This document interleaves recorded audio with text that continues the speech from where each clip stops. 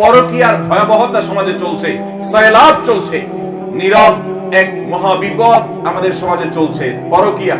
আমরা অনেকে বলতে পারি না, সইতে পারি না। অনেক স্বামী সাফার করছেন, অনেক স্ত্রী সাফার করছেন যে তার স্বামী বহু মেয়ে আসক্ত।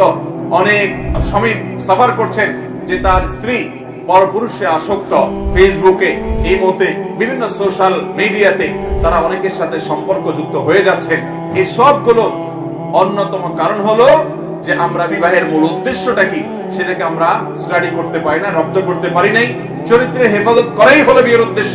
সেখানে বিবাহের পরও যদি কেউ চরিত্র নষ্ট করে, এই জন্যই ইসলামী শরিয়ার দণ্ডবিধিতে সবচেয়ে জটিল, সবচেয়ে কঠিন, সবচেয়ে মর্মান্তিক শাস্তির ব্যবস্থা করা হয়েছে এই বিবাহিত মানুষ যদি জিনা লিপ্ত হয়। যারা পরকীয়া লিপ্ত হন তারা যদি জানতেন যে আল্লাহর জমিনে এই অপরাধের ভয়াবহতা কত বেশি, তাহলে তারা কোনদিন এই পথে যেতেন না।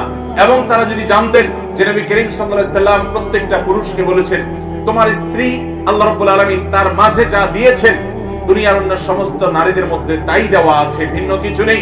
অতএব তুমি তোমার স্ত্রীতে সন্তুষ্ট থাকো, তুমি পরকীয়া করবে না। ঘরে ঘরে আজ পরকীয়ার এই বিষবাষ্প, আজ এই ভয়াবহতা, এটা আমাদের মধ্যে ছেয়ে গেছে।